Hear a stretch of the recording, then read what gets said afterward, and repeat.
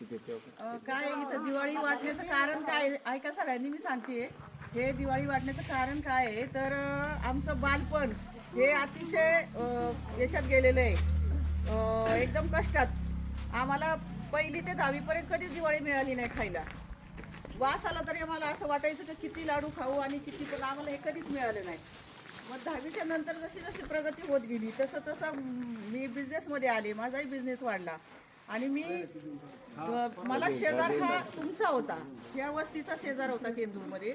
आणि मग ते शेजारी असल्यामुळं यांच्याबद्दल, ठाकर वस्तीबद्दल मला कायमच आपुलकी आणि आस्था असायची, कारण माझ्या मैत्रिणी होत्या. आणि मग तेव्हापासून मी प्रत्येक गावामध्ये दिवाळीला जाऊन असा फराळ वाटप करत असते, प्रत्येक गावामध्ये जाऊन.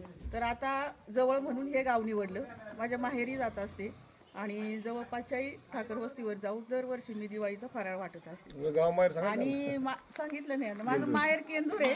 केंदूरच्या महिला आहेत तिथं. काय केंदूरचे आहे? केंदूरच्या पण फिटरची मंडळी कुठे आहे? फिटरची मंडळी केंदूरचेच आहे. आणि मला तुमच्यासारख्यांना दिवाळी देऊन त्यातच फार मोठा आनंद वाटतो. मी घरात सुद्धा दिवाळी करत नाही, हीच माझी दिवाळी असते.